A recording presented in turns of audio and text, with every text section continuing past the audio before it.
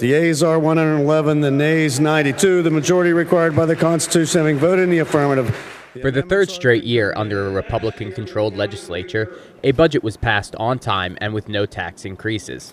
House Bill 1437 is a $28.4 billion spending plan that gives more money to education and human services, yet keeps its increase over last year below the level of inflation. After the final vote, House Republicans felt this was a plan that meets taxpayers' expectations of state government. What it is it's a fiscally responsible budget. It's balanced, passed on time with no new tax increases, and it really funds our core responsibilities in government. It takes into account taxpayers. We have no tax increase in this budget, and then we also take into account the people who have needs throughout Pennsylvania to keep Pennsylvania strong. Education is a big winner in this year's plan. A record high of $10 billion in state dollars is invested in K-12 education. $22.5 million was also allocated for distressed school districts. Never before has there been this much money spent on education in the Commonwealth. For me, education is a must, that we need to continue to fund education properly.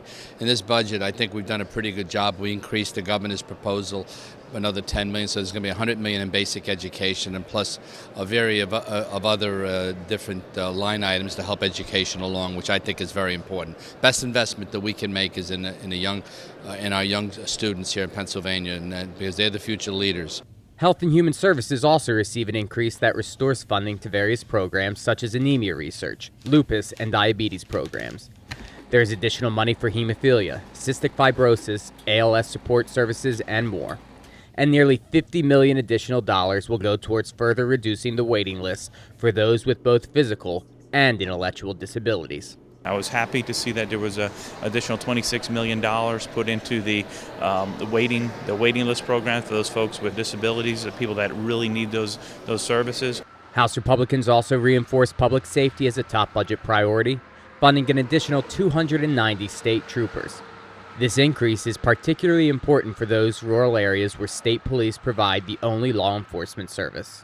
We've been doing so much to fight crime in the Hazleton area, and we were lucky that the Attorney General chose us for Hazleton to have a mobile street crime unit, and this is a roving patrol, but it's going to pilot in the Hazleton area, and we're looking forward to that getting started. Finally, House budget deliberations included a last-minute effort to force a premature expansion of federal Medicaid as required by Obamacare. House Republicans successfully fought back, allowing the administration to continue its negotiations with Washington, D.C. before committing Pennsylvania taxpayers to unknown millions in new spending.